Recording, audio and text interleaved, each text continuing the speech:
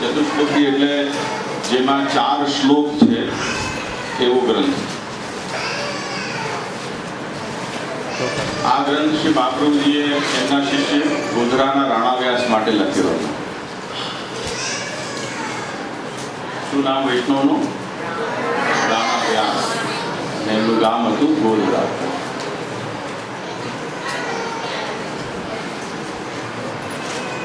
રાણાવ્યાસ એમનો થોડો ઇતિહાસ સાંભળી લો.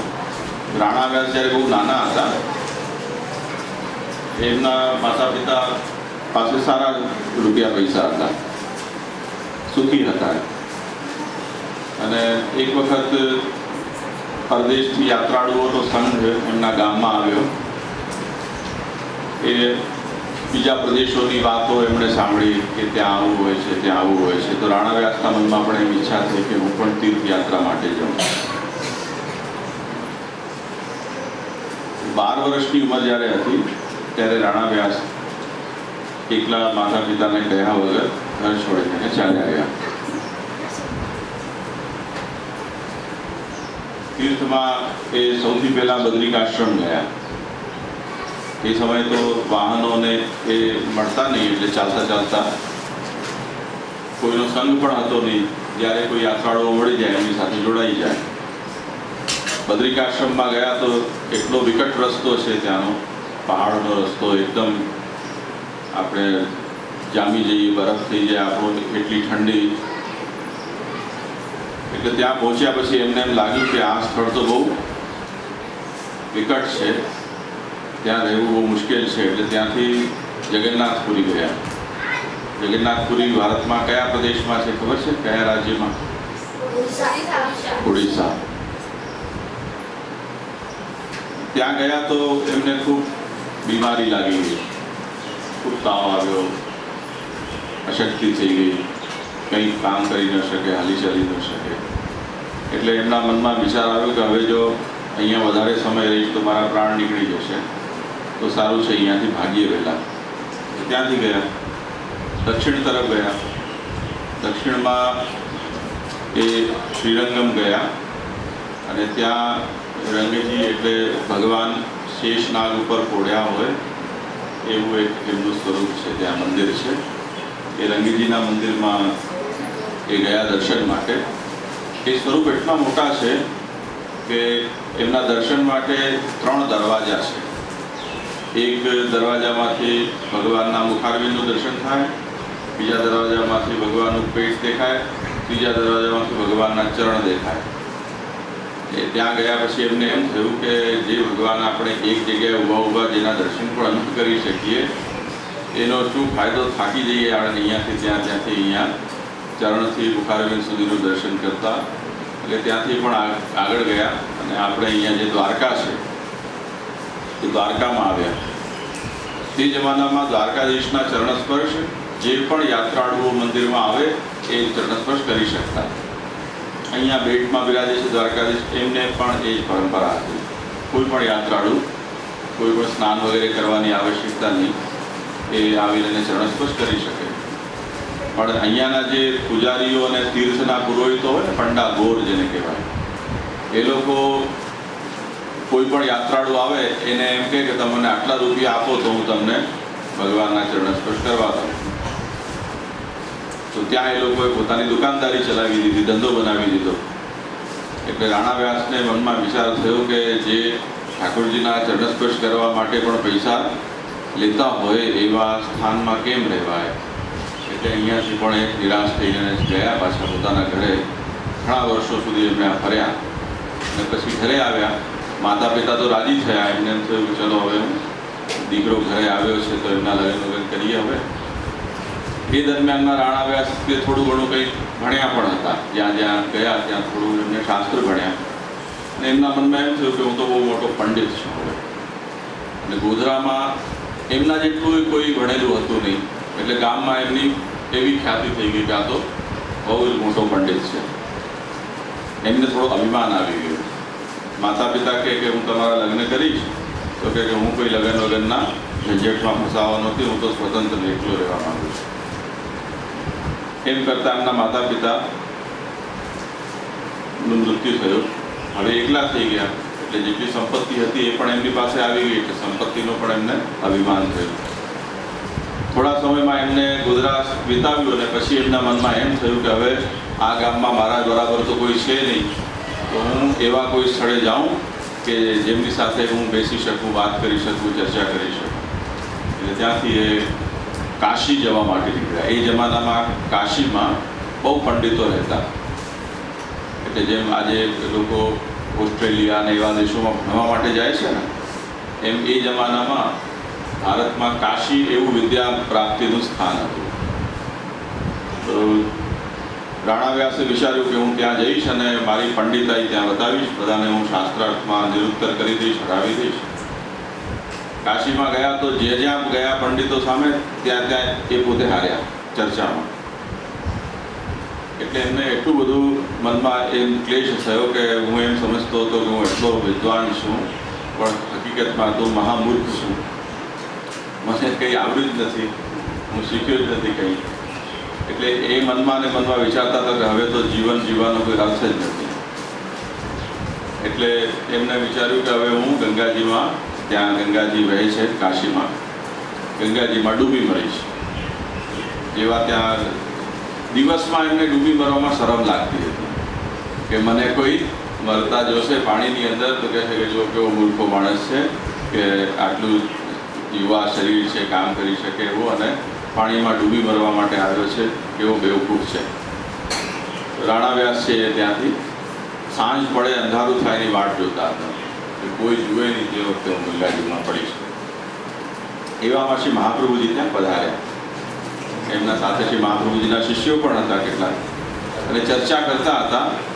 એવામાં એક શિષ્યએ પ્રશ્ન કર્યો શ્રી મહાપ્રભુજીને કે કેમ કે એ જમાનામાં એવું કહેવાતું કે કાશીમાં જેનું મૃત્યુ થાય એની મુક્તિ થઈ જાય, ગમે તેવો છે એ, ગમે તેવો અસત આચરણ કર્યું હોય કે અધર્મી હોય કે પાપાચરણ કર્યું હોય, તો એની મૃત્યુ થાય તો ત્યાં મુક્તિ થાય. એટલે લોકો પોતાએ મોટી ઉંમરના થાય ને તો ત્યાં વસતા કે હવે મોટી ઉંમરમાં આપણા ગામમાં છોડીને આ તીર્થમાં વાસ કરીશું અને ત્યાં મૃત્યુ થશે તો આપણી મુક્તિ થઈ જશે. એવી રીતે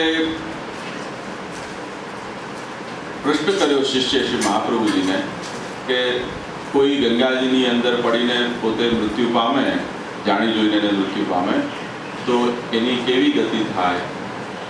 તો શ્રી મહાપ્રભુજીએ આજ્ઞા કરી કે જો કોઈ વ્યક્તિ નિરાશ થઈને, હતાશ થઈને, કોઈ બીકને કારણે અથવા તો કોઈ એના ઉપર કર્જ થઈ ગયું હોય, આવા કોઈ કારણોસર જો ગંગામાં પડી અને પોતે મૃત્યુ પામે તો એને બીજા જન્મમાં સર્પ બનવું પડે, એ નરકમાં જાય અને ખૂબ ત્યાં એને પીડા થાય, કષ્ટ થાય. આ વાત રાણા વ્યાસે સાંભળી, બાજુમાં જ હતા, વાટ જોતા હતા અંધારું થવાની. તો રાણા વ્યાસને મનમાં થયું કે જો આ કોઈ એવો ભગવાનનો જ સંકેત છે કે મારા મનની વાત છે એ આ મહાપુરુષે જાણી લીધી અને આવો પ્રશ્ન પૂછ્યો જે હવે મારે હું મરવા માટે આવ્યો હતો ને એના લગતી જ આ વાત આવી ગઈ. એટલે સીધા શ્રી મહાપ્રભુજી પાસે ગયા અને એમને વિનંતી કરી કે હું આપે જે ચર્ચા કરી હતી એવી જ મારી સ્થિતિ છે, તો હવે આપ મારા ગુરુ છો ને આપ મને કહો એવું કરું. એટલે શ્રી મહાપ્રભુજી જોયું કે રાણા વ્યાસ છે એમનો જીવ છે એ બહુ સારો છે, અંતરથી અંતઃકરણથી બહુ એ પવિત્ર છે. એટલે શ્રી મહાપ્રભુજી એમને પોતાના શિષ્ય કર્યા અને એમને આ ગ્રંથ ભણાવ્યો, ચતુશ્લોકી. આ ચતુશ્લોકી ગ્રંથથી એમને એમના મનમાં જેટલી પણ ખોટી સમજો હતી એ દૂર થઈ ગઈ અને પ્રભુના અંદર એમનો દૃઢ વિશ્વાસ થયો અને આગળ ચાલીને એ બહુ સારા વૈષ્ણવ થયા. તો એ રાણા વ્યાસ માટે આ ચતુશ્લોકી ગ્રંથ પ્રગટ થયો છે.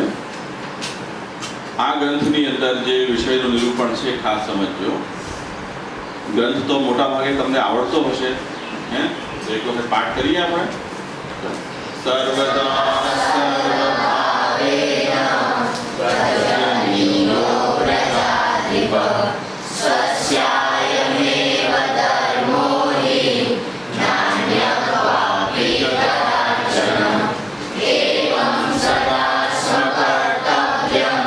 स्वयमेव करिष्यति प्रभु सर्व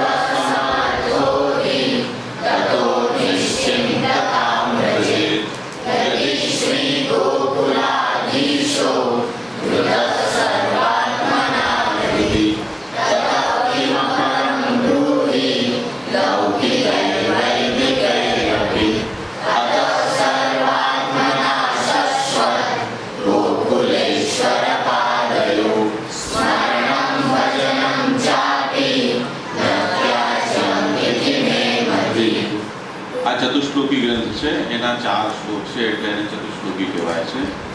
8 શ્લોક હોય એવા ગ્રંથને શું કહેવાય? અષ્ટક. જેમ શ્રી કૃષ્ણાષ્ટકમ, શ્રી યમુનાષ્ટકમ, તો 8 શ્લોક જેમાં હોય એ અષ્ટક, 4 શ્લોક હોય ને ચતુશ્લોકી કહેવાય. તો આ 4 શ્લોકનો ગ્રંથ છે. હવે આ ગ્રંથ 16 ગ્રંથમાંનો એક ગ્રંથ છે. શ્રી મહાપ્રભુજીના દ્વારા 16 ગ્રંથો પ્રકટ થયા છે.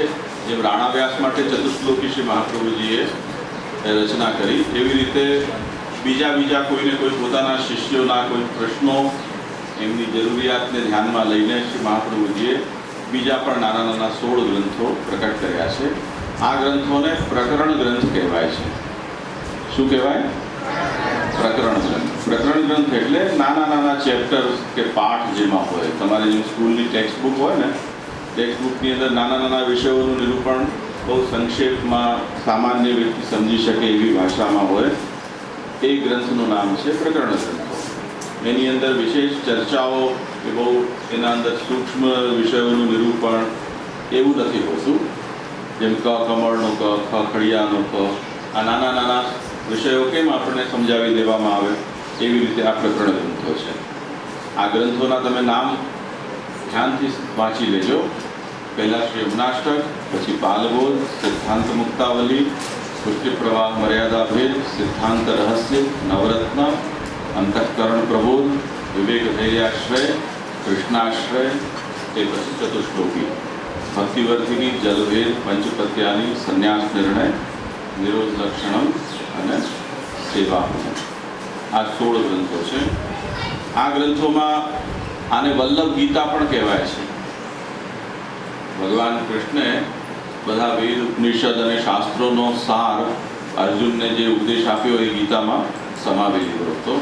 એવી રીતે પુષ્ટિમાર્ગ આપણે જે ધર્મને અનુસરીએ છીએ એનો સાર, એનો નિચોડ, પુષ્ટિમાર્ગી તરીકે આપણું જીવન કેવું હોવું જોઈએ, આપણે શેનાથી બચવું જોઈએ, આપણું લક્ષ્ય શું છે, આપણું હિત શેમાં છે, શું કરવાથી આપણે પુષ્ટિમાર્ગથી બહાર જઈ શકીએ છીએ, આ બધા વિષયોનું નિરૂપણ શ્રી મહાપ્રભુજીએ આ 16 ગ્રંથોમાં કર્યું છે. એટલે દરેક પુષ્ટિમાર્ગીના માટે મહાપ્રભુજીના આ ઉપદેશ ગ્રંથો છે એને સમજવું એ એનું કર્તવ્ય છે. 16 ગ્રંથ એ પુષ્ટિમાર્ગમાં જે આવે છે એના માટે એમ કહી શકો કે પહેલું પગથિયું છે. આપણે કંઈ માર્ગના સિદ્ધાંતોનું અનુસરણ કરી શકીએ કે ન કરી શકીએ, પણ સમજવું એ એના પ્રાથમિક આવશ્યકતા છે. એટલે આ આપણો એકડો મૂકીએ છીએ. આમાં કોઈ ગંભીર વિષય નથી. પુષ્ટિમાર્ગીના માટે આ એકડો છે. એટલે જુનિયર કેજી કે સિનિયર કેજીની કક્ષાની આ વિષયો છે. તો આપણે બધા શ્રી મહાપ્રભુજીના એ ઉપદેશને સમજવાનો પ્રયાસ કરીએ. એમાંથી ચતુશ્લોકી ગ્રંથ અત્યારે આપણે લઈએ છીએ. આ ગ્રંથમાં શ્રી મહાપ્રભુજીએ પુષ્ટિમાર્ગીના પુરુષાર્થો, ધર્મ, અર્થ, કામ અને મોક્ષ, આનું નિરૂપણ કર્યું છે. આનો કન્ટેન્ટ છે આ ગ્રંથમાં. ચતુશ્લોકીનો વિવેચ્ય વિષય શું છે? પુષ્ટિમાર્ગી પુરુષાર્થ. પુરુષાર્થો 4 છે: ધર્મ, અર્થ, કામ અને મોક્ષ.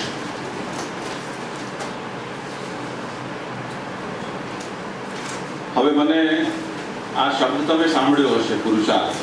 મને કોઈ એનો અર્થ સમજાવશે? હા, ઉદિત બાવા, માઇક લો.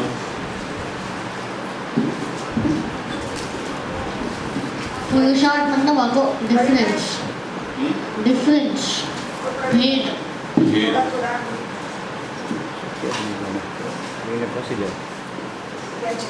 मतलब अच्छा, બીજું કોઈ મને સમજાવશે? મુદિત બાવા કહે છે પુરુષાર્થ મતલબ ડિફરન્સ, ભેદ.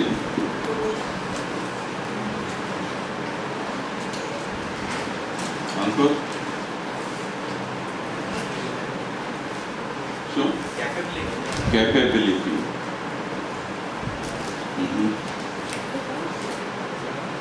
જો પુરુષનો અર્થ થાય વ્યક્તિ કોઈ પણ, અને અર્થનો અર્થ મતલબ થાય છે પ્રયોજન, લક્ષ્ય, હેતુ. એટલે પુરુષ જે વ્યક્તિ છે એના જે પ્રયોજનો છે, એના જે હેતુ છે, એ પુરુષાર્થ છે.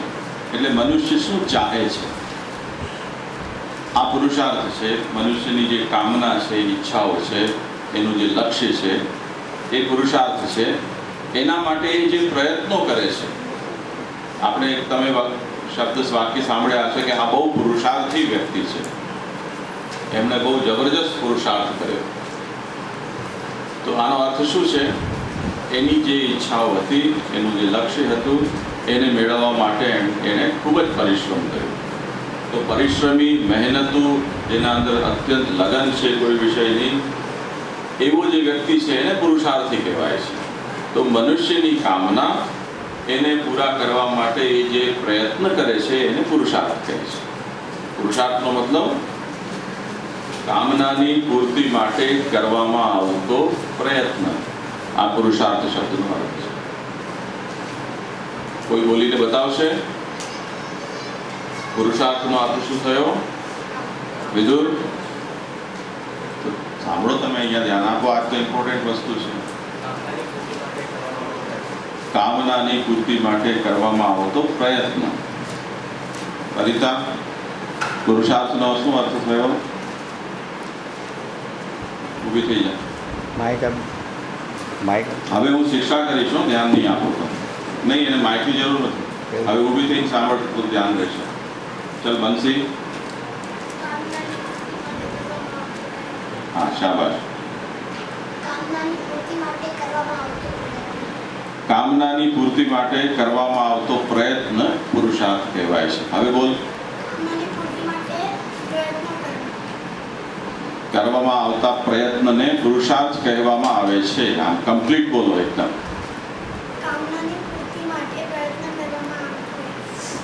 એને પુરુષાર્થ કહે છે. હવે ધ્યાનથી સાંભળજો. તો પુરુષાર્થ શબ્દનો અર્થ આપણે સમજ્યા. હવે આપણી જે પ્રયત્નો છે મનુષ્યના, એ પ્રયત્નો આપણે સવારથી શરૂ કરીને રાત્રિ સુધી અને જન્મથી કરી અને મૃત્યુ પર્યંત આપણે જેટલા પ્રયત્નો કરીએ છીએ એની જો આપણે લિસ્ટ ગણીએ તો મને એમ છે કે એ એન્ડલેસ થાય. ગુજરાતીમાં પહેલાં આવતું ને, ગણ્યા ગણાય નહીં, વીણ્યા વીણાય નહીં, તો એ મારા આભલામાં માય નહીં. તારાઓ કેટલા? તો એના માટે કહેવાય કે એને ગણો તો ગણી ન શકાય, વીણો તો વીણી ન શકાય. એમ આપણે મનુષ્ય જેટલા પ્રયત્નો કરે છે એ પ્રયત્નોનો કોઈ અંત નથી. એટલા બધા એના પ્રયત્નો છે. પરંતુ એ બધા પ્રયત્નોને આપણે ત્યાં શાસ્ત્રમાં 4 ભાગમાં વહેંચી આપવામાં આવ્યા છે. એક તો ધર્મ, બીજું અર્થ, બીજું કામ અને ચોથું મોક્ષ. એટલે મનુષ્યના કેટલાક પ્રયત્નો ધર્મને લગતા હોય છે, કેટલાક અર્થને લગતા હોય છે, કેટલાક કામ અને મોક્ષને લગતા હોય છે. એટલે અનંત પ્રયત્નો આપણે કરીએ છીએ. એ પ્રયત્નોનું વર્ગીકરણ 4 ભાગમાં કરી શકાય છે. એ કેવી રીતે હવે આપણે આગળ જોઈશું. હવે જે પુરુષાર્થ છે, હવે આ 4 પુરુષાર્થના નામ યાદ રાખજો. શું છે પુરુષાર્થના નામ? ધર્મ, અર્થ, કામ અને મોક્ષ. આ 4 પુરુષાર્થો છે. એમાંથી એને જો 2 ભાગમાં વહેંચવા હોય તો એમ કહી શકાય કે મનુષ્ય કેટલાક પ્રયત્નો પોતાના કષ્ટને દૂર કરવા માટે કરે છે અને કેટલાક સુખ મેળવવા માટે કરે છે. આપણે તે દિવસે જોયું હતું કે દુઃખનું દૂર થવું અને સુખ મળવું, આ બેમાં કંઈક અંતર છે. લખવાની સાથે સાથે સાંભળતા પણ રહો, ધ્યાનથી સમજતા પણ રહો. હવે તમે આપણે જે પ્રવૃત્તિ કરી છે એને તમે વિચારો. આપણે સવારે ઉઠીને એને કોઈકે કસરત કરી, કોઈકે બ્રશ કર્યું, કોઈક નાહવા માટે ગયો, કોઈકે પાઠ કર્યા, કોઈ નાસ્તો કર્યો, કોઈ ચાય પીધી, કોઈ ફરવા માટે ગયું, કોઈ ઠાકોરજીની સેવા કે પાઠ કે એ જપ કરી રહ્યો છે. આવા બધા પ્રયત્નો છે. સવારે આપણે જોઈએ તો કેટલાક લોકો છાપું નાખવા માટે આવે, કોઈ દૂધ માટે આવે, કોઈ સફાઈ કરવા માટે આવે છે. ઘરના અંદર કેટલાક સદસ્યો છે કે જે રસોઈ બનાવવા માટે જાય છે, કેટલાક લોકો ઓફિસ જવા માટેની તૈયારી કરે છે. આ બધા પ્રયત્નો છે. હવે હું જે તમને પ્રયત્નો બતાવ્યા એમાંથી મને એ બતાવો કે કયા પ્રયત્નો દુઃખ દૂર કરવાના રૂપમાં આપણે કરી રહ્યા છીએ અને કેટલા સુખ પ્રાપ્તિના માટે કરી રહ્યા છીએ. હાથ ઊંચો કરો ફટાફટ. તમે સ્કૂલમાં જેવી રીતે ભણો છો ને એવી રીતે નહીં ભણો. સમજવા ઉપર ભાર આપો, લખવાનું ભૂલી જાઓ છો અત્યારે કંઈ પણ. એને તમે ધ્યાનમાં નહીં લો. તમે જો સમજવાનો પ્રયાસ કરશો તો નહીં લખો તો પણ આવડશે. એ વિષયનો વિચાર કરો કે કયા આપણા પ્રયત્નો કષ્ટને દૂર કરવાના રૂપમાં આપણે કરીએ છીએ અને કયા પ્રયત્નો આમાંથી સુખ મેળવવા માટે કરીએ. દાખલા તરીકે તમે સ્નાન કર્યું, એને તમે કયા વર્ગમાં મૂકશો? દુઃખા ભાવ માટે. શા માટે નહીં? એનું કારણ બતાવો.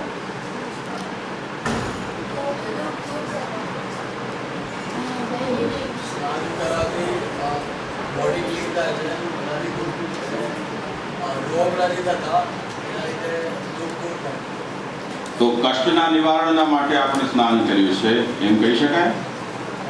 અચ્છા, હવે તમને ખ્યાલ હશે કે સ્નાન બે પ્રકારના છે. તમે કોઈ વખતે તીર્થમાં જાઓ અને તીર્થમાં જ્યારે તમે સ્નાન કરો તે વખતે તમને બે જાતના સ્નાન કરવા પડે છે.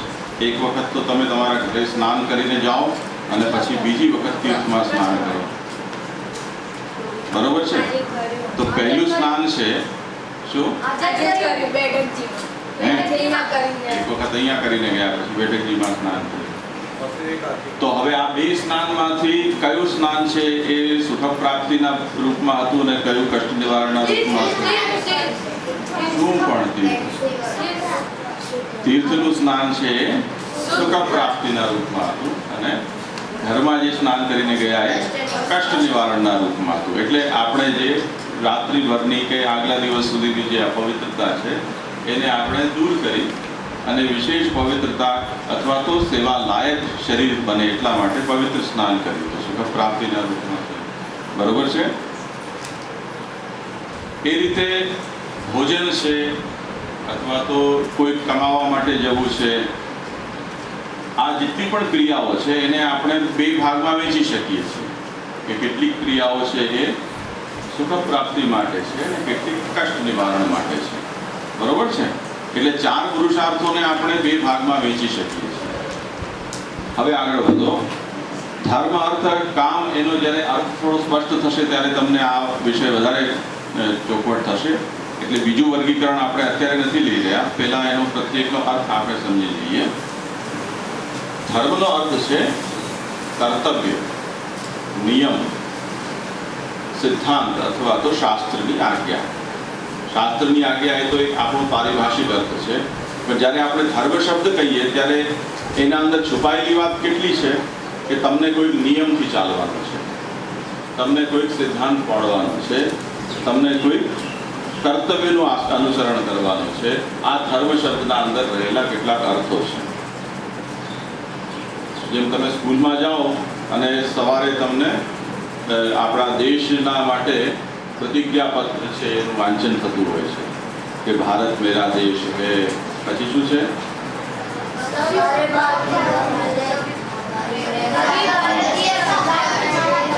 ભાઈ બહેન હે. और પછી हमारे देश से हमको प्यार है. ગોપીને આવડે છે? હે, બોલ તો જો. હું તો ભૂલી ગયો, બોલી નાખી. પછી શું છે?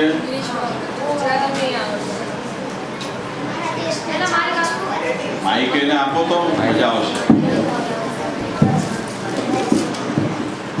હા, પછી શું છે? ભારત મારો દેશ છે, બધા ભારતીયો મારા ભાઈ બહેન છે.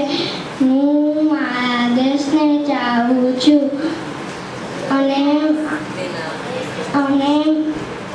તેના સમૃદ્ધ અને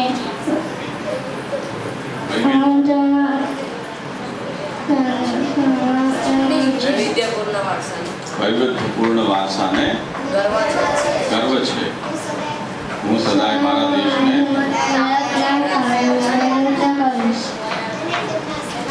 આ બધું શું છે હવે સમજી ગયા ને બધા? આજે હા, માઇક ઓફ કરી દેજો. શાબાશ. તો આ જે આપણે બોલી રહ્યા છીએ શું છે?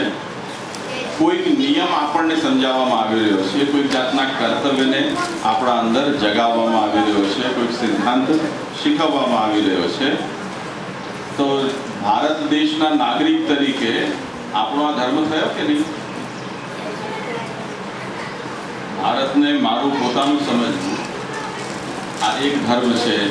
આ વારસાને જાળવી રાખવો અને સમૃદ્ધ કરવો એ બીજો ધર્મ છે. ભારત દેશના નાગરિકો પ્રત્યે સમાન ભાવ અને ભાઈચારો રાખવો એ ત્રીજો ધર્મ છે, સિદ્ધાંત છે. આ દરેક કર્તવ્યો છે એને આપણે શીખી રહ્યા છીએ. તમે તમારા ઘરની અંદર જ્યારે આપણે રહીએ છીએ ત્યારે ઘરમાં કોઈક નિયમો હોય છે કે આ વ્યક્તિએ અહીંયા બેસવાનું, આ વ્યક્તિની આ વસ્તુ છે, આટલા વાગે આને ઉઠવાનું, આ રીતે સ્નાન કરવાનું, ચપ્પલ અહીંયા ઉતારવાના, આ જાતનું ભોજન આહાર કરવો, આટલા વાગે ઘરમાં આવી જવું, આટલા વાગે સ્કૂલે જવું. આ કંઈક નિયમો આપણને શીખવવામાં આવે છે. હવે વ્યવહારની અંદર જ્યારે આપણે આને જીવીએ છીએ લૌકિક સ્તરે આપણે, ત્યારે એને ધર્મ શબ્દ નથી વાપરતા, આપણે નિયમ કહીએ છીએ કે આ રૂલ છે, અમારે ત્યાંની આવી પદ્ધતિ છે, આવી ટ્રેડિશન છે, આવા શબ્દ વાપરીએ છીએ. પણ જો એમ કહેવામાં આવે કે તમારો કુલ ધર્મ શું, પરિવારનો ધર્મ શું, તો પછી આપણે એમ કહીશું કે આ બધી અમારે ત્યાં આ બધા ધર્મો છે. બરોબર છે ને? તો ધર્મ શબ્દનો પ્રયોગ તમે જેની સાથે કરશો ત્યારે એ સિદ્ધાંતો ત્યાં લાગુ પડશે. સ્કૂલમાં જશો તો એક વિદ્યાર્થી તરીકે તમારો ધર્મ શું એમ તમને પૂછવામાં આવશે. ભારત દેશમાં રહીએ છીએ તો નાગરિક તરીકે ધર્મ શું એ ધર્મ આવશે. પરિવારમાં કુલ ધર્મ શું, પુષ્ટિમાર્ગની અંદર આવીશું તો વૈષ્ણવ તરીકે આપણો ધર્મ શું. તો ધર્મનો અર્થ છે કર્તવ્ય, નિયમ, સિદ્ધાંત. તે જ રીતે આપણે જે પરંપરા, જે ધર્મની પરંપરા આપણે જીવી રહ્યા છીએ, આપણે એમ કહીએ છીએ કે આપણે હિન્દુ છીએ, તો હિન્દુ ધર્મ શું? શાસ્ત્રની જે આજ્ઞા છે એ હિન્દુ ધર્મ છે. વાહન ચલાવતી હોય તે વખતે ટ્રાફિકના નિયમો કંઈક પાડવા પડે છે ને આપણને, કે ડાબી બાજુ જ વાહન ચલાવવાનું, લાલ લાઈટ થાય તો ભાગી જવાનું, ગ્રીન લાઈટ થાય તો સ્ટોપ થઈ જવાનું, નહીં તો હા, લાલ લાઈટ થાય ત્યારે ઊભા રહી જવાનું, ગ્રીન લાઈટ થાય તો ભાગવાનું, અને યલો લાઈટ ઝબુક ઝબુક થતી હોય તો શું કરવાનું? રેડી થવાનું અથવા સાવધાન રહેવાનું. બરોબર છે ને? તો આ નિયમો છે કેટલાક. આ નિયમોને પાળવાથી લાભ શું છે? વાહનોમાં ટ્રાફિક જામ ન થાય, એક્સિડન્ટ ન થાય, આપણે પણ સારી રીતે ચાલી શકીએ, બીજા પણ સારી રીતે ચાલી શકે. તો કોઈ પણ નિયમને પાળવાથી લાભ થાય છે એ વાત આપણે સમજીએ છીએ. નિયમો છે શેના માટે છે? બધી જગ્યાએ એક રૂપતા બનેલી રહે, બધા સાથે વ્યવસ્થિત રૂપથી જીવી શકે એટલા માટે નિયમો હોય છે. તમે પણ અહીંયા જેમ રહી રહ્યા છો, જેટલી વ્યવસ્થા આપણની પાસે મળેલી છે એ વ્યવસ્થામાં આપણને રહેવાનું છે ને એના અનુસાર સમય સાચવવાનો છે. સવારે જો આપણે 8:30 વાગે ક્લાસની અંદર આવવું છે તો કયા નિયમ પાડીએ તો આપણે બધા 50 કે 60 જણા ક્લાસમાં એક સાથે આવી શકીએ? વહેલા ઉઠવું જોઈએ, પછી ફટાફટ સ્નાન વગેરે કરી લેવું જોઈએ, બીજું સમયસર ચાય નાસ્તો વગેરે કરી લેવું જોઈએ, પછી બીજું કંઈ આળસ નહીં રાખવું જોઈએ. તો આ બધા નિયમો થઈ ગયા કે નહીં? આ આપણો ધર્મ છે. આ શિબિર માટેનો ધર્મ થયો. બરોબર છે? તે જ રીતે તમને કોઈ રમત રમવી છે તો તમારા માટે શું નિયમ હશે? કયા ધર્મ હશે? જે કોઈ પણ તમે રમત રમતા હશો, દાખલા તરીકે દુનિયામાં એક જ માત્ર રમત બચી છે, ક્રિકેટ. તો ક્રિકેટ રમવા માટેના શું થાય? બેટ અને બોલ. હવે કોઈ વ્યક્તિ એમ કે નહીં, બધા કે હું તો બેટિંગ જ કરીશ, તો રમત રમી શકાય? નહીં રમી શકાય. કોઈ કે બોલિંગ કરવી પડશે, કોઈ કે ફિલ્ડિંગ કરવી પડશે, કોઈ કે બેટિંગ કરશે. તો ત્યાં પણ કોઈ નિયમ છે. બોલર કે નહીં, હું તો બોલ નાખ્યા જ કરીશ, હું ફિલ્ડિંગ નહીં કરું, તો ચાલી શકે? ત્યાં પણ કોઈ નિયમ લાગશે કે નહીં? 6 બોલ નાખ્યા પછી નાખનાર વ્યક્તિ બદલાઈ જશે. પછી કોઈ વ્યક્તિ એવો જીદ કરે કે નહીં હું નાખ્યા જ કરીશ તો એ નહીં ચાલે. તો ત્યાં પણ કોઈ નિયમ છે ને? તો એ ક્રિકેટનો ધર્મ છે. ભોજનમાં પણ કંઈક આપણને નિયમ પાડીએ છીએ. માની લો કોઈને ચટણી બહુ ભાવતી હોય, પણ ચટણી બને કેટલી? શાક જેટલી તો ન હોય ને, ચટણી જેટલી જ હોય. કોઈને ચટણી બહુ ભાવતી હોય અને તપેલી ભરીને ચટણી જ લેખે તો ખાલી ચટણી જ ખાય, તો બીજા બધા એનો વારો જ ના આવે, બધી ખલાસ થઈ જાય. તો જે વસ્તુ જે પ્રમાણમાં બનતી હોય એટલી આપણે સરખા ભાગે વેચી અને લેવી જોઈએ. આ એક કોઈ નિયમ આવી ગયો કે નહીં? તો એ ભોજન માટેનો ધર્મ છે. તો ધર્મ છે એ સિદ્ધાંત છે, નિયમ છે. અને એ નિયમો જો બધા પાડે તો કોઈ પણ વ્યવસ્થા, કોઈ પણ જીવન છે એ સારી રીતે ચાલે. અને એમાં કોઈ જાતની સ્વચ્છંદતા કોઈ અનુસરે તો પછી એ નિયમ તૂટી જાય છે. એ વ્યક્તિ પોતાને પણ કષ્ટ થાય અને બીજો પણ દુઃખી થાય. બરોબર છે? તમે સ્કૂલે જાઓ છો ત્યારે તમે એમ કહી શકો છો કે મારા માટે તમે ક્લાસ છે એ 9 વાગે શરૂ કરો, બીજા ભલે 7:30 વાગે કરે. એવું શક્ય છે? એવી સ્કૂલ કોઈ દિવસ ખુલી શકે કે જેમાં પ્રત્યેક વ્યક્તિના પોતાના ટાઈમિંગ હોય ને એ પ્રમાણે એમને કોઈ ભણાવે? એવું નથી ને શક્ય. તો જ્યારે આપણને સમૂહમાં કોઈક રીતે જીવવું છે ત્યારે નિયમથી ચાલવું પડશે. તો ધર્મનો અર્થ છે નિયમ, સિદ્ધાંત, કર્તવ્ય કે શાસ્ત્રની આજ્ઞા. ધર્મનો અર્થ શું થયો?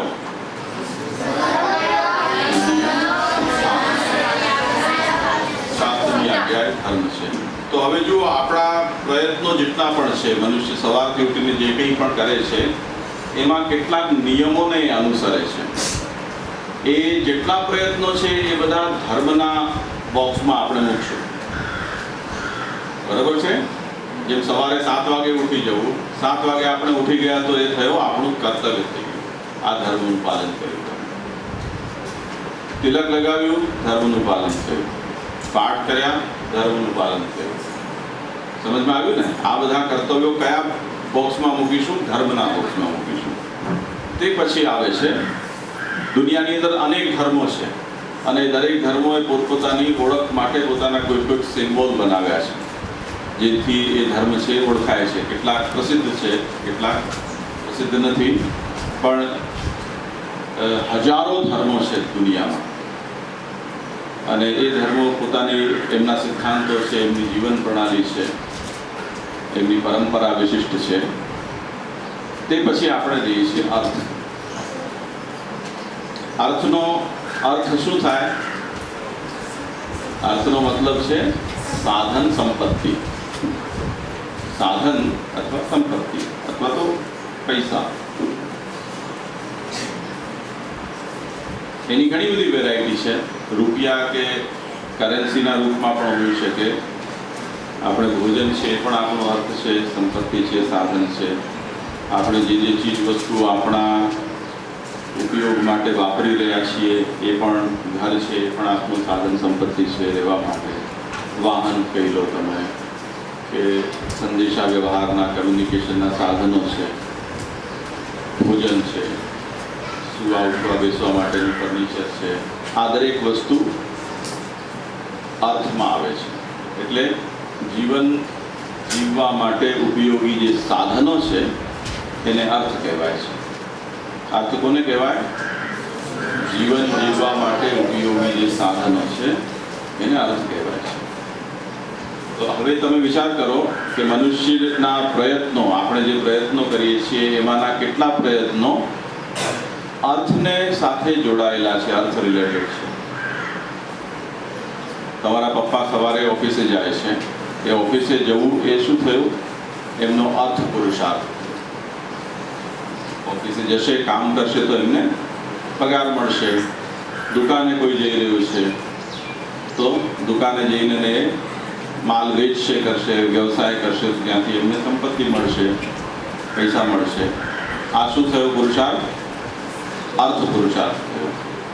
બજારમાંથી ચીજ વસ્તુ આપણે પરચેસ કરવા માટે જઈ રહ્યા છીએ. આ શું થયું?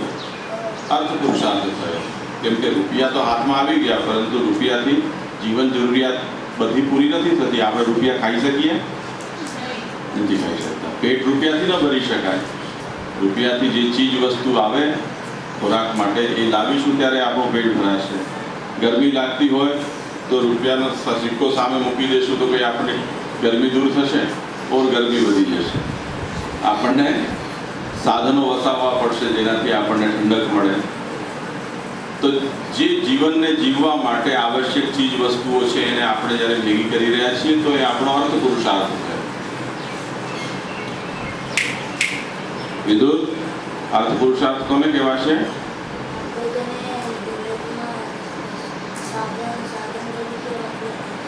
જે જીવન જીવવા માટે ઉપયોગી સાધન તરીકે જે આપણે એકઠું કરી રહ્યા છીએ, વાપરીએ છીએ નહીં, એકઠું કરી રહ્યા છીએ એને અર્થ કહેવાય છે. આમાં બહુ સૂક્ષ્મ ભેદ છે. ભૂલે ચૂકે વાપરીએ છીએ એમ નહીં બોલતા. જેને આપણે ભેગું કરી રહ્યા છે, જેને આપણે સંચિત કરી રહ્યા છીએ એ અર્થ પુરુષાર્થ છે. તે પછી કામ પુરુષાર્થ.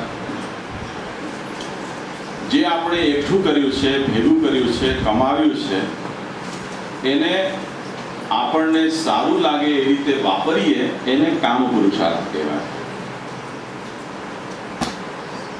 એટલે પૈસા ખર્ચીને આપણે પંખો વસાવ્યો, હવે પંખા નીચે ખુરશી ફર્સ્ટ ક્લાસ રાખી અને એના ઉપર બેસીને એની ઠંડી ઠંડી હવા આપણે ખાઈ રહ્યા છીએ તો આ કયો પુરુષાર્થ છે? કામ. કામનો મતલબ ભોગવવું, યુટિલાઇઝ કરવું. કામનો મતલબ ભોગવવું, એને વાપરવું, એનો ઉપયોગ કરવો. કેવી રીતે? કે જેનાથી આપણને સુખ મળે, આનંદ મળે, અનુકૂળતા થાય. તો આપણે ભોજન કરીએ છીએ, પશુઓ પણ ભોજન કરે છે. એમને ઘાસ, આપણે અત્યારે ગયા તે વખતે એમને ઘાસ પણ આપ્યું અને લાડવા બનાવીને પણ ખવડાવ્યા. પશુનો કોઈ એવો આગ્રહ નથી કે એમને કોઈ રોજ રોટલી વળીને, ઘી ચોપડીને, દાળ ને ભાત ને બધું શાક સમારીને એને વઘાર કરીને એમાં મીઠું મરચું નાખીને પછી એમને ખવડાવે. એવું કોઈ પશુ આગ્રહ રાખે છે? નથી રાખતું. આપણે આપીએ છીએ તો ખાઈ પણ લે છે, પણ નહીં તો પશુ શું છે, એકદમ રો ફોર્મમાં હોય તો પણ એ શાકભાજી ખાઈ શકે છે, ઘાસ ખાઈ શકે છે. એમ કોઈ વ્યક્તિ આપણને કે ખાવાથી જ મતલબ છે ને, પેટ ભરવાથી જ મતલબ છે ને તો ઘાસ ખાઈ લો, ખેતરમાં જઈને ને ઘઉં છે ખાઈ આવો કે ચોખા ખાઈ આવો, શાકભાજી ઉગેલા છે એને જઈને ને કાચા કાચા ખાઈ આવો, તો કદાચ પેટ ભરાઈ જશે પરંતુ કામ પુરુષાર્થ સિદ્ધ નહીં થાય. એટલે માણસને સંતોષ નહીં થાય, મજા નહીં આવે. કેમ કે આપણે ત્યાંનું જે રીતથી આપણે ટેવાયેલા છીએ, આપણું પેટ, આપણું પાચન તંત્ર, આપણી જીભ એટલે સ્વાદની ગ્રંથિઓ એ કંઈક અલગ રીતે ટેવાયેલી છે. તમને સવારે દૂધ પીઓ છો, એમાં કોઈ તમને કાચું દૂધ પીવડાવે ખાંડ નાખ્યા વગરનું, ઉકાળ્યા વગરનું, તો આપણને ભાવે? કેટલાક લોકોને ભાવતું હશે જે રીતથી એમની જીભ ટેવાયેલી હશે. આટલામાંથી કોઈક તો એવા અપવાદ નીકળી જ શકે, પરંતુ સામાન્ય રીતે આપણી જીભ એવી રીતે નથી ટેવાયેલી. તો આપણને આપણા સ્વાદ પ્રમાણે જોઈશે. જ્યારે એ પ્રમાણે મળશે તો આપણને સંતોષ થશે કે નહીં, હવે આપણે બરોબર છે. તો જે વસ્તુ આપણે ભેગી કરી છે એને આપણે જ્યારે ભોગવીએ છીએ એના માટે આપણા જેટલા પ્રયત્નો છે એને કહેવાશે કામ પુરુષાર્થ. તો આ ત્રીજું પુરુષાર્થ થયો. અહીંયા તમે જે વસ્તુ જોઈ રહ્યા છો એ કામ પુરુષાર્થના ઉપાયો છે કે જેનાથી આપણને સંતુષ્ટિ મળે છે. એના પછી છે મોક્ષ. મોક્ષ એટલે મનુષ્ય જેનાથી પોતાને બંધાયેલો માને છે કે હું આ બંધનમાં છું, એ બંધન જ્યારે એનું છૂટે તો એ શેનો અનુભવ કરે? મુક્તિનો અનુભવ કરે અથવા મોક્ષનો અનુભવ કરે. જેમ કેદી છે, કોઈ કેદી અપરાધ કરે વ્યક્તિ અને એને જેલની સજા ફરમાવવામાં આવે કે તને 1 વર્ષ સુધી જેલમાં રહેવાનું છે. 1 વર્ષ જ્યારે પૂરું થાય અને એને જેલમાંથી બહાર કાઢવામાં આવે ત્યારે એને શું અનુભવ થાય? મોક્ષ છૂટ્યો. અને જેલમાં જ્યાં સુધી હતો એ બંધનનો અનુભવ કરતો હતો. કોઈ માણસ એવો હોય, કેદીની જ એક વાત કરી રહ્યો છું તમને, કે એના એટલા બધા દુનિયામાં દુશ્મનો છે કે એને એમ ભય થાય છે કે જો હું બહાર ક્યાં પણ રસ્તામાં નીકળીશ તો મને કોઈ મારી નાખશે. એવા વ્યક્તિને કોઈએ જેલમાં પૂરી દીધો પોલીસે. હવે જેલની સજા એની પૂરી થઈ અને ઓલા પોલીસ કહે છે કે ચલો હવે બહાર નીકળો, તમારી સજા પૂરી થઈ. તો ઓલો એમ કહે છે કે નહીં, મને અહીંયા જ રહેવું છે, મને બહાર નથી જવું. કેમ કે જો હું બહાર જઈશ તો મને કોઈ મારી નાખશે. એના કરતાં અહીંયા હું ટેસ્ટથી ખાઉં પીઉં છું ટાઈમસર અને હું સુરક્ષિત છું, મારો જીવ જોખમમાં નથી. તો એવા માણસના માટે જેલથી બહાર જવું એ બંધન બની જશે અને જેલમાં રહેવું એ એના માટે મોક્ષનો અનુભવ છે. તો મોક્ષ જ અને બંધન, જીવન મુક્તિ. હા, એક વાર છૂટી ગયો છે. જીવન મુક્તિનું સ્પેલિંગ સુધારી લેજો.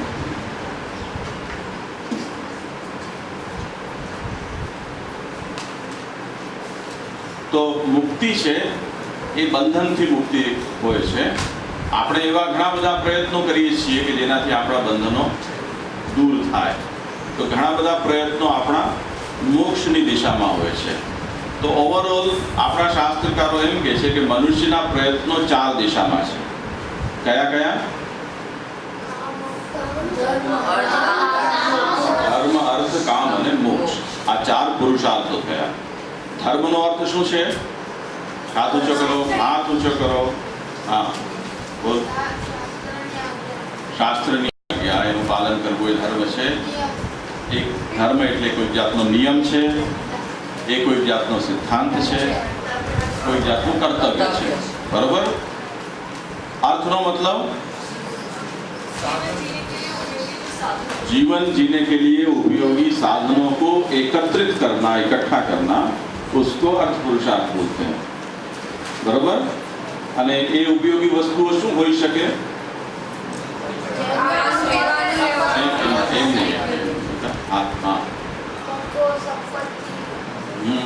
પછી નોર્મલી રોટી, કપડા ઓર મકાન. આટલું તો મિનિમમ જોઈએ જ ને કોઈને પણ, મનુષ્યને રોટી, કપડા ઓર મકાન તો જોઈએ જ. એ શેનાથી મળે છે? પૈસાથી. એટલે નોર્મલી અર્થનો મતલબ થાય છે પૈસો. ગુજરાતીમાં તમે શબ્દ સાંભળ્યો હશે, અર્થતંત્ર, અર્થશાસ્ત્ર. તો અર્થશાસ્ત્ર મતલબ પૈસાનું શાસ્ત્ર. અર્થતંત્ર મતલબ દેશનો પૈસો છે એને કેવી રીતે સંભાળવો, સર્ક્યુલેટ કરવો, મેનેજ કરવું, એનું તંત્ર છે જે તે.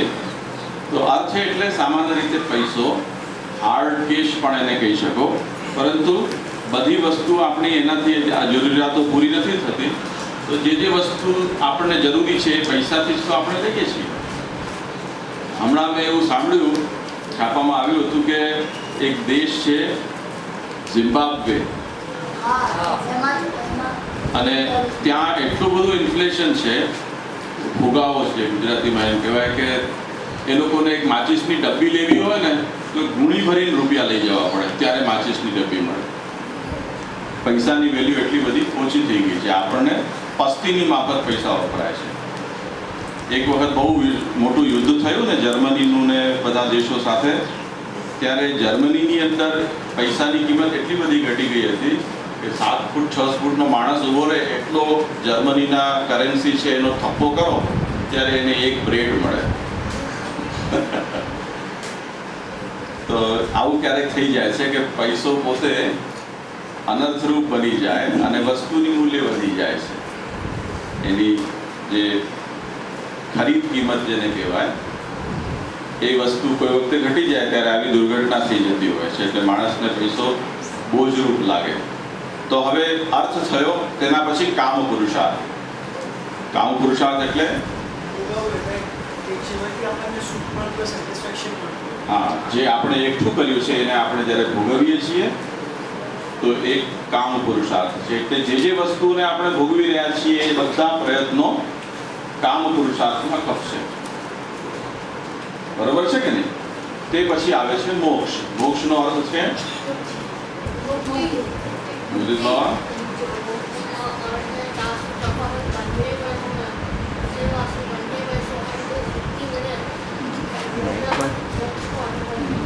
જેનાથી આપણે બંધાયેલા છીએ એનાથી આપણે છૂટી જઈએ, એ બંધન આપણા કપાઈ જાય તો આપણે મુક્ત થયા છીએ એમ કહેવાય છે. તો ધર્મ, અર્થ, કામ અને મોક્ષ આ 4 પુરુષાર્થોમાં મનુષ્યના પ્રયત્નો છે. આ 2 વિષયો આપણે જોઈ ગયા છીએ, જીવન મુક્તિ અને વિદેહ મુક્તિ, એટલે એનું પુનરાવર્તન નથી કરી રહ્યા. આ વિષયને આગળ ચલાવી એની પૂછવું છે. હા, એ હવે આપણે લઈશું આપણે આગળ જઈને, અત્યારે પ્રીમેચ્યોર છે. તો હવે આમાં જુઓ, આ ડિવિઝન આપણે વિચારવાનું બાકી હતું. સેકન્ડ, પુરુષાર્થમાં કેટલાક પુરુષાર્થો ઐહિક છે અને કેટલાક પારલૌકિક. એટલે 2 ઐહિક પુરુષાર્થ છે, 2 પારલૌકિક છે. ઐહિકનો મતલબ જેનો સીધો સંબંધ આપણા આ મનુષ્ય જન્મદેહ સાથે છે, એ ઐહિક પુરુષાર્થ કહેવાય છે. એટલે જે પ્રયત્નો આપણે આ શરીરથી કરીએ છીએ એ શરીરને જ એનું રિઝલ્ટ પણ મળી રહ્યું છે, એવા જે પુરુષાર્થો છે એને શું કહેવાશે? ઐહિક. એટલે જે અહીંયા આપણને એનો ખપ પડે છે, કામ લાગે છે. અને કેટલાક પુરુષાર્થો એવો છે કે જેના રિઝલ્ટ આપણને, બધું રિઝલ્ટ અહીંયા નથી મળતું, પરંતુ આપણા જીવાત્માને એનું રિઝલ્ટ ક્યારેક પછી મળે છે. હું તમને એક દાખલો આપું છું કે જ્યારે તમે સ્કૂલમાં જાઓ છો, નોર્મલી 15 વર્ષ કે 17 વર્ષ જેટલું આજનો વિદ્યાર્થી ભણે છે. જુનિયર કેજી અને સિનિયર કેજીના 2 વર્ષ કરો અને પહેલી ક્લાસથી લઈને કોલેજના 3 વર્ષ કરીને 15 વર્ષ ગણો તો 17 વર્ષ આપણે બધા ભણીએ છીએ. બરાબર છે? ઓછામાં ઓછું સામાન્ય રીતે શહેરનો વ્યક્તિ એટલું ભણે છે. પણ જ્યારે તમે અભ્યાસ કરી રહ્યા છો ત્યારે એનું કંઈ તમને મળે છે રિઝલ્ટ? કાગળ ઉપર મળે છે એની વાત નથી કરી રહ્યો. તમારા લાઈફમાં એનું કંઈ હાથમાં આવે છે? તમારા કંઈ શું આવે છે?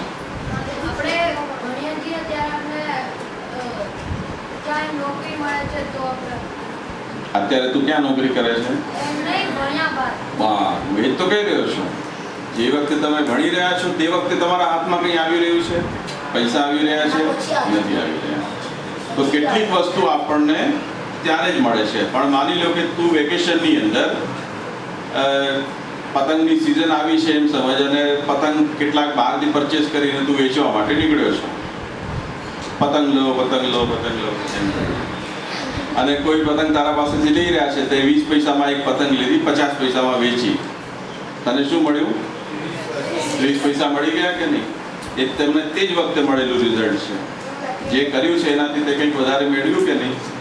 તો કેટલાક આપણા કામ એવા હોય છે કે જે આપણે કરીએ છીએ એનું રિઝલ્ટ તત્કાલ મળે છે. એ નફા કે નુકસાન કોઈ પણ રૂપમાં. કેટલીક વસ્તુ એવી છે કે જે આપણને ક્યારેક પછી મળશે, અત્યારે એને કાઉન્ટ કરવાનું નથી કે આપણને શું મળી રહ્યું છે. એટલે ઘણા વિદ્યાર્થીઓ, આપણા મનમાં પણ એમ થાય કે જે દિવસે સ્કૂલ જવાનો કંટાળો આવે ત્યારે આપણે મા બાપને કે આ ભણવાથી ફાયદો શું? અત્યારે તમે જે એજમાં છો એમાં તો કંઈક થોડું ઘણું તમને એવું સાંભળ્યું છે કે ભણશો તો તમને બહુ પૈસા મળશે, સારી નોકરી મળશે, સારો ધંધો કરશું. પણ જે નાના બચ્ચાઓ છે, અહીંયા એ ઉંમરનું કોઈ છે, उर्वी है जो उर्वी तो स्कूल में जाके पढ़ती है तो क्या मिलता है? नॉलेज मिलता है, और कुछ मिलता है? कुछ नहीं मिलता है. और आगे जाके क्या होगा? पैसे मिलेंगे. पैसा नहीं बोल वाला है भी है. मैंने भी हुआ करता हो त्यारे में पैसा ठीक है. तो और नानी उंमરની અંદર એવા બચ્ચાઓ હોય કે જેમને એ ખ્યાલ નહીં હોઈ શકે, એમને પૂછીએ કે આ ભણવાથી શું થાય તો એ લોકો પાસે એમને કોઈ જવાબ નથી. એ રીતે કેટલાક પ્રયત્નો આપણા એવા છે કે તે જ વખતે આપણને રિઝલ્ટ આપે છે. કેટલાક પ્રયત્નો એવા છે કે ક્યારે આપશે એની આપણને કોઈ ખબર નથી, મળશે કે નહીં મળે એની પણ કોઈ ખબર નથી. તમે એવું જાણતા હશો કે ઘણા લોકો અત્યારે જે ભારત દેશ છે એમાં ભણેલા ગણેલા લોકો બહુ છે, પણ કામ એટલું નથી મળતું સામેથી. એટલે જે લોકો વકીલાત કરીને LLBની ડિગ્રી લઈને બેઠા છે એ લોકો પાન દુકાન ખોલીને પાન ખવડાવતા હોય લોકોને, એવું બને છે. M.Com ને એવા કોલેજમાં બહુ ગ્રેજ્યુએટ પોસ્ટ ગ્રેજ્યુએટ થઈ ગયા હોય અને એ કોઈ જગ્યાએ માછીમારી કરતા હોય કે કોઈ અનાજ કરિયાણાની દુકાન ખોલીને બેઠા હોય, કોઈ સાયકલ રિપેરિંગનું કામ કરતા હોય, એવું થાય છે ને. તો એ લોકો જે ભણ્યા છે એનું કોઈ રિઝલ્ટ એમને મળ્યું નહીં. ગુજરાતીમાં એક કહેવત છે, પોથીમાંના રીંગણા. એ પોથીમાં જ રહી ગયું બધું નોલેજ છે, એ કંઈ મોઢામાં આવ્યું કે પેટમાં ગયું નહીં, એનો કોઈ સ્વાદ ના આવ્યો. 15 વર્ષ 17 વર્ષ સુધી ભણ્યો, પણ પછી છેલ્લે એના કરતાં પાનની દુકાન નાનપણમાં જ ખોલી લીધી હોત 10મા ધોરણથી, તો તમને રહેવાનું ઘર બની ગયું હોત કે નહીં. તો સમજવાની વાત એ છે કે કેટલાક પુરુષાર્થો એવા છે કે જે આપણને અહીંયા જ એનું રિઝલ્ટ મળે છે, અને કેટલાક પ્રયત્નો એ છે કે જેનું રિઝલ્ટ આપણને અહીંયા નથી મળવાનું, એ પછી ક્યારેક મળશે. તો જેનું રિઝલ્ટ અહીંયા મળી જવાનું છે એ પુરુષાર્થને કયા કહીશું? ઐહિક પુરુષાર્થ. અને જેનું રિઝલ્ટ આપણને હવે પછી મળશે, આ જન્મ પછીના કોઈ જન્મમાં, આ લોક સિવાયના કોઈ લોકમાં, એને શું કહીશું? પારલૌકિક.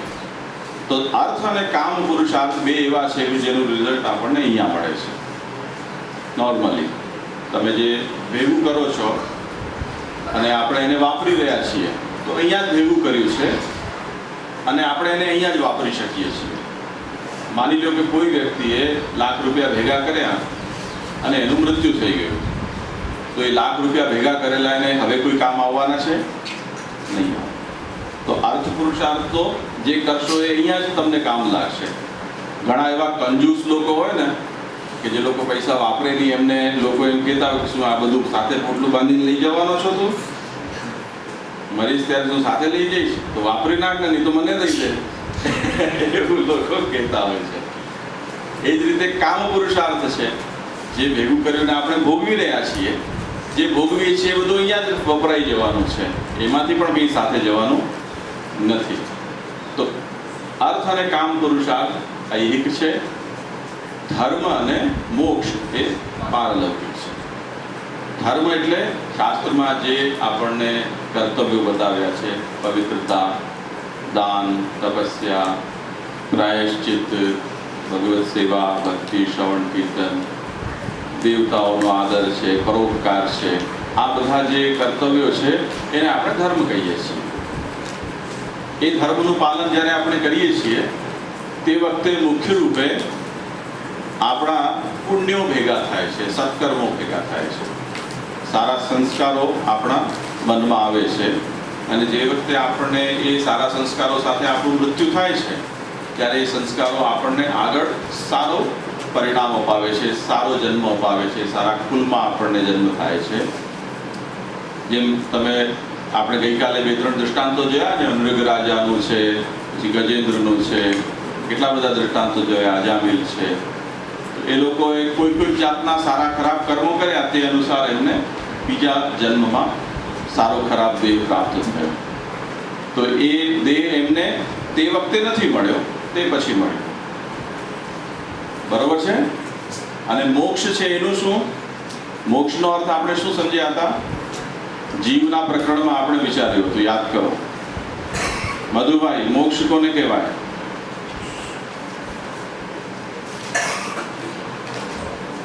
વિદુર? મુક્તિ. તો બરોબર છે, પણ એનો ઓર સ્પષ્ટ અર્થ જીવ જ્યારે બંધાયેલો હોય છે, બંધનથી જ્યારે છૂટે છે ત્યારે કહેવાય છે કે એને મોક્ષ પ્રાપ્ત. શેનાથી બંધાયેલો હોય છે? કોઈ બી વસ્તુથી, જેમ કે મોહ, માયા, એક્સેટ્રા. પણ એક્ઝેક્ટલી જીવાત્મા ઉપર શેનું બંધન છે?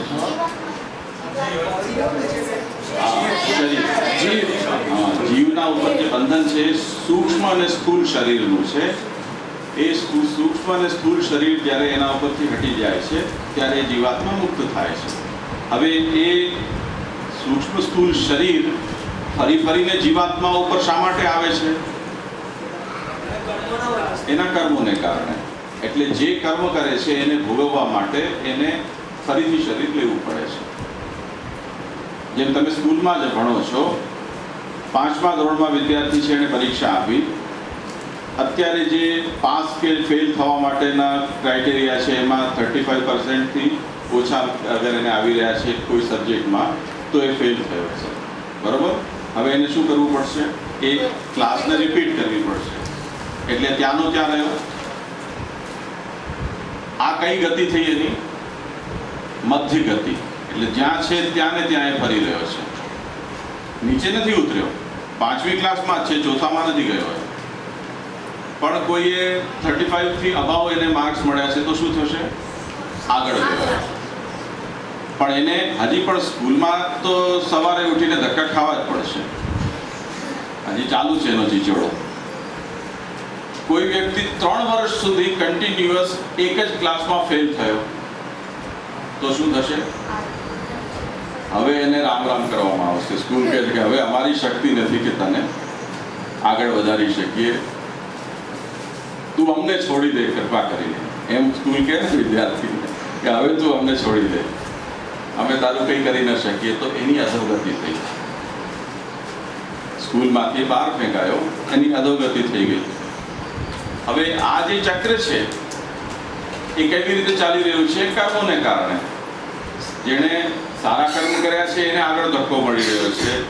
જેના કર્મ હજી એવા છે કે જેમાં ન તો પ્લસ થઈ રહ્યું છે ન માઇનસ થઈ રહ્યું છે, તો એ ત્યાં ને ત્યાં હજી રોટેટ થઈ રહ્યો છે, ત્યાં ને ત્યાં એના ચકેડું ફરી રહ્યું છે.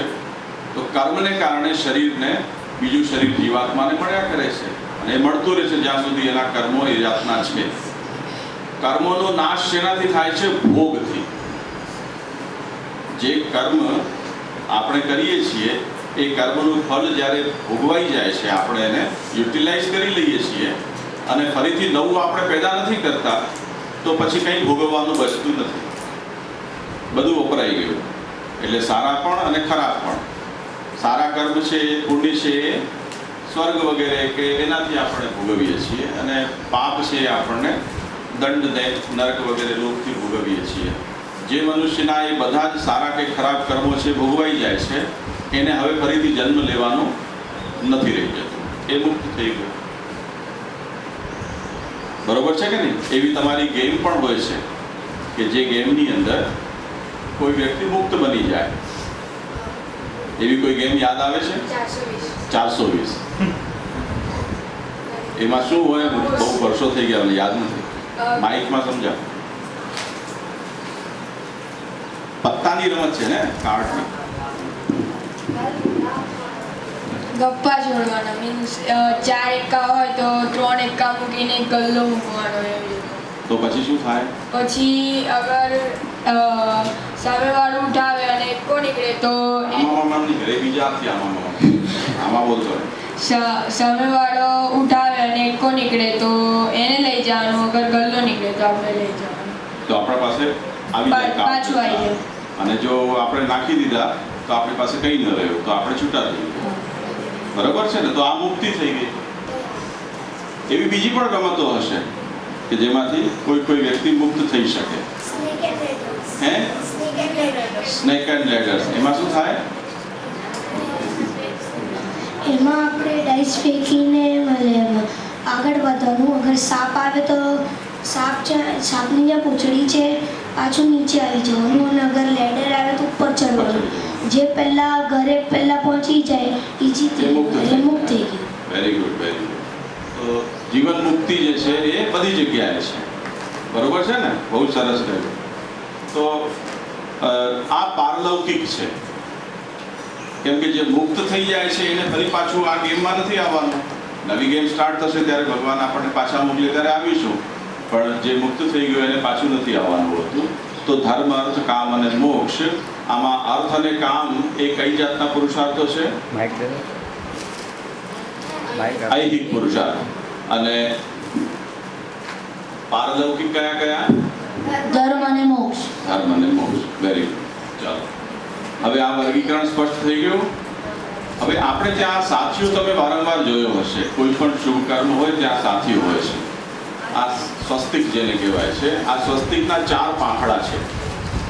એ 4 પાંખડા ધર્મ, અર્થ, કામ અને મોક્ષના પ્રતીક છે. એનો એક પાંખડો એક પુરુષાર્થનું પ્રતીક છે. અને આપણું શાસ્ત્ર, આપણી કલ્ચર છે, ટ્રેડિશન એ આપણને સમજાવે છે કે મનુષ્ય જે આ પૃથ્વી ઉપર આવે છે એને આ 4 પુરુષાર્થોને એના લેવલમાં, એના સારામાં સારા અનુપાતમાં એને અનુસરવાનું છે. જેટલું એ વ્યક્તિ આ ચારે પુરુષાર્થો છે એનું બેલેન્સ જાળવી શકે એ સારું જીવન જીવી શકે છે. એટલે કોઈ પણ પુરુષાર્થ છે એને છોડવાનો નથી. ચારે ચાર પુરુષાર્થોને સાથે લઈને એને ચાલવાનું છે. એટલે માણસે નિયમ પણ પાડવા છે. નિયમ એવા નથી પાડવા કે બધું એનું છૂટી જાય. એને પોતાના જીવન માટે કે પોતાના આશ્રિતના જીવન માટે અર્થ પણ ભેગું કરવાનું છે. જે ભેગું કર્યું છે એને બધાને લૂંટાવી નથી દેવાનું, પોતાને ભોગવવાનું પણ છે યોગ્ય રીતે. અને જ્યારે સમય આવે ત્યારે એને એવી પણ તૈયારી રાખવી જોઈએ કે જે ભેગું કર્યું છે એને ગમે ત્યારે ગમે તે ક્ષણે છોડી શકે હંમેશ માટે. તો આ ચારેય પુરુષાર્થો છે એનું સાયકલ છે એ આપણું ભારતીય જીવન છે. એ વાતને આપણે સમજવું જોઈએ. હવે આગળ વધો કે ન વધો? થોડી વાર પછી વધીએ. અત્યારે પણ એક બ્રેક લઈ લઈએ, એના પછી આપણે આગળ વધીશું.